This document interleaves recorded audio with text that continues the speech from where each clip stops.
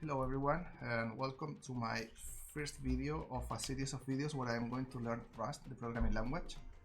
And I wanted to say that I don't have experience with Rust. I do have a lot of experience with other programming languages.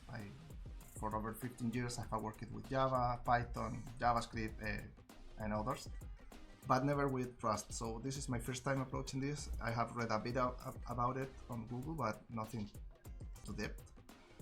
And the way I want to learn here is by following this site called practice.rs, which is pretty cool because it gives you a lot of exercises where you can run them in the web browser here. And besides that, it's going to explain you each concept on each of the examples here. So I think this is a good way for somebody that has experience with other programming languages, because obviously we already know what a variable is, we know what a function or method is, and things like that. So that's the idea, and maybe this can help somebody else who wants to learn also this programming language, and well, welcome for that, and let's get it on. So first I'm going to say what are the concepts that are going to be seen on this first video, which is binding and mutability, scope, shadowing, unused variables, destructuring, and destructuring assignments. So let's go for the first one about binding and mutability. Here it says that a variable can be used only if it has been initialized. So fix the error below with the least amount of modification to the code. Let's execute this and see the error. And here we can see that the line 5, it's giving a warning, unused variable y, and here you can see a helpful message which is saying if this is intentional, prefix it with an underscore. So I will do that, underscore y, and let's see if I remove the warning with that. And yeah, it's removed. Now I only have the error, and in this case the error is saying that x, the other variable here, is not initialized, and it's used here in this line 7, assertion equals, but it's not initialized. So what I need to do here is to simply initialize the variable with a new value. I will use 5, which is expected in the assertion, and let's see if this works. Yeah, that's it. So that's good. Let's move on to the next concept, mutability. I can use the mute keyword to mark a variable as mutable. So fill the blanks in the code to make it compile. Okay, these are the blanks I am guessing, and I will follow the instructions x, and see if this works. And this works. Now I want to see something. What happens if I remove the mute keyword here? To understand something. Okay, that's cool. Cannot assign twice to immutable variable x. So this is saying a lot. This is saying that a variable, if not with the mute keyword, is going to be unmutable by default. That's something new. I don't know any other programming language that it's by default mute, at least the ones I have worked with. So yeah, that's pretty cool, and there must be some reasons for that to happen in Rust that we will learn later on maybe.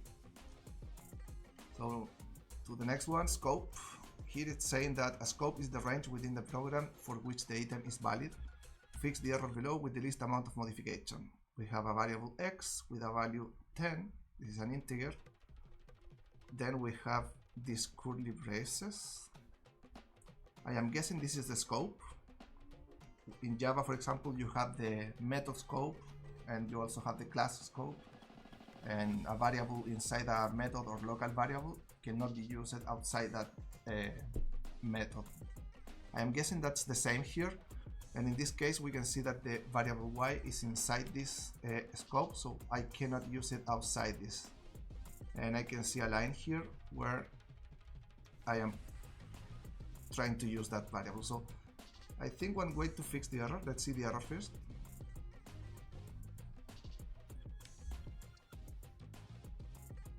And yeah, it's saying that in the line 9 it's trying to use the variable y cannot be found in this scope.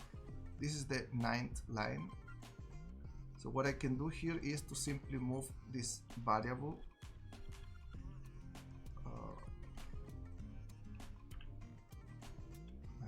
let's cut this, and let's say if this works. I simply place the variable outside that scope, and yeah, this works. So that's one solution. Maybe another one would be to simply remove this line, but let's keep it that way. So on to the next one. Fix the error with the use of definex. Definex of this function here. I can see that we are in the main. I am guessing that this is the entry point of a Rust program, similar to Java, where you have a main method where that's the entry point of the software. And here we can see a variable x, but I don't see it initialized, so maybe that's the error here. Let's see it. Cannot find value x in this scope. Line 4, this one right here. So yeah, so one way to fix it is to simply declare the variable here, let x equals hello. But if I do this, this will work, I guess, but I am not using definex, so obviously the fix is not this one. What I need to do is to move this line here inside the function over there. So let's move this.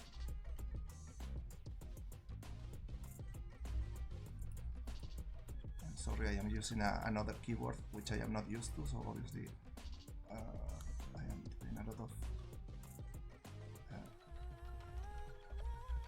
things bad. And here I need to call the function, I guess.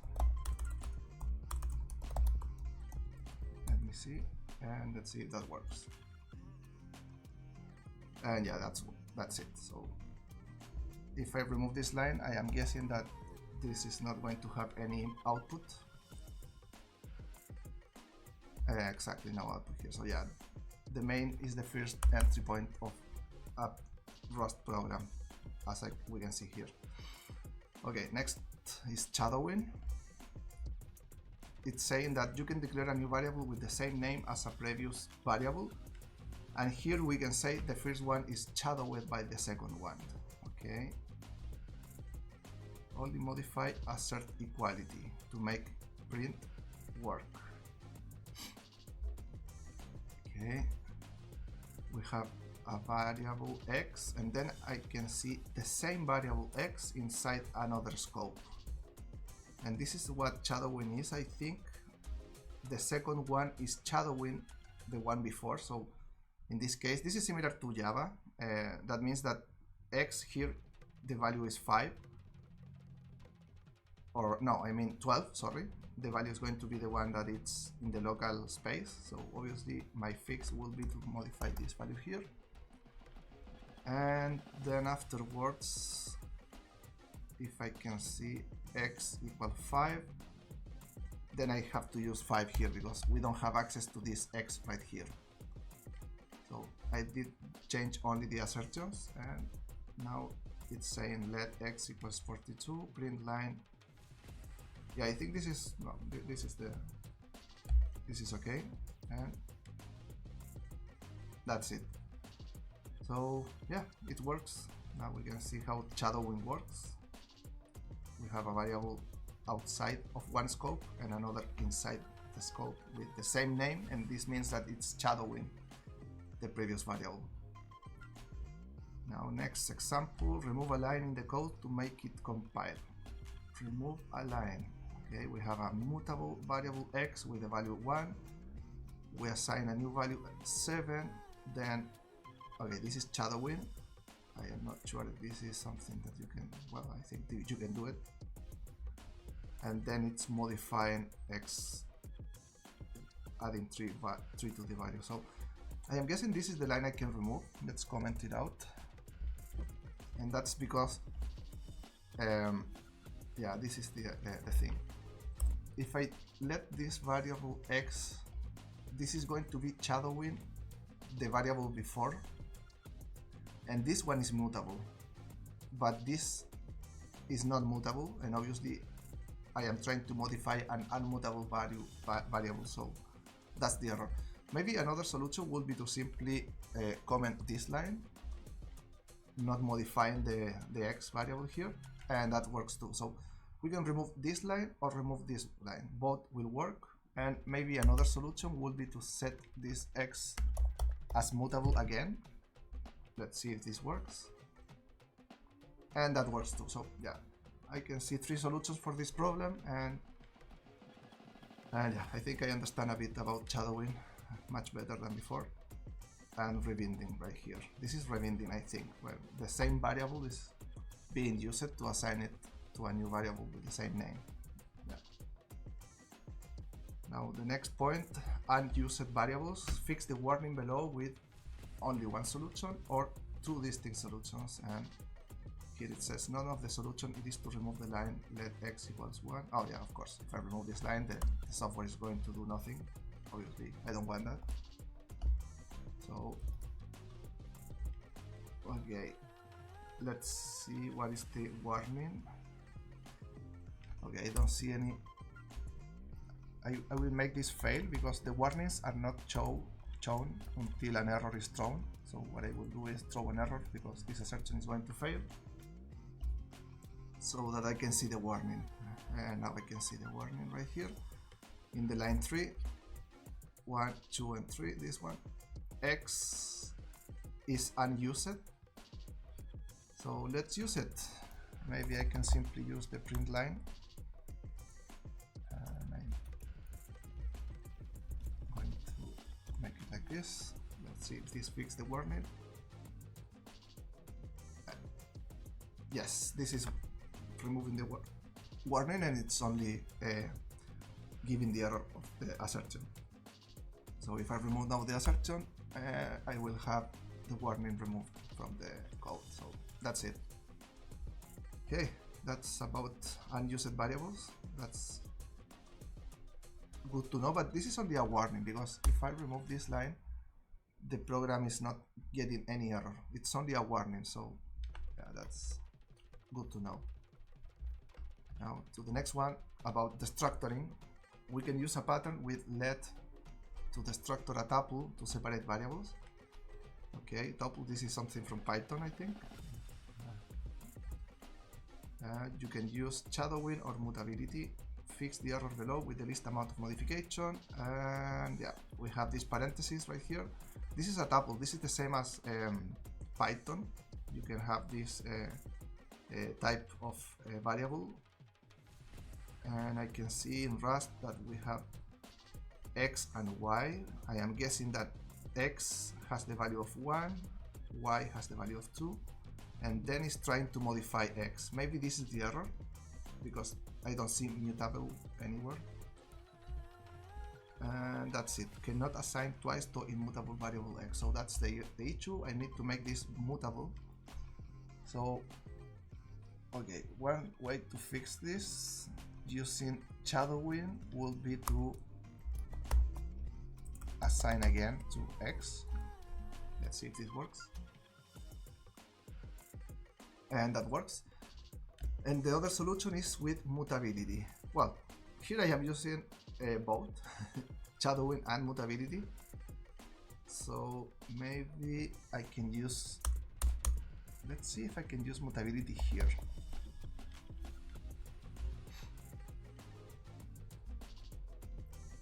No, must be attached to each individual binding. Okay, add mute to each binding. Mute x, mute y. Okay, I understand. So instead of making it here, I will put it here. Let's see if this works. And that works. So yeah, those are some of the solutions that you can use. And let's see if I can only make mutable the x variable. Let's see if this works. Yeah, that works too. So that's cool.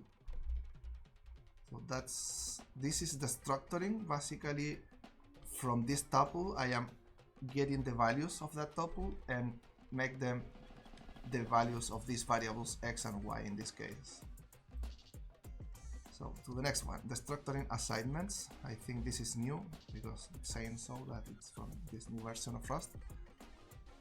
And okay, let's see, we have a tuple xy but without any value initially, and then this is, I don't know what these two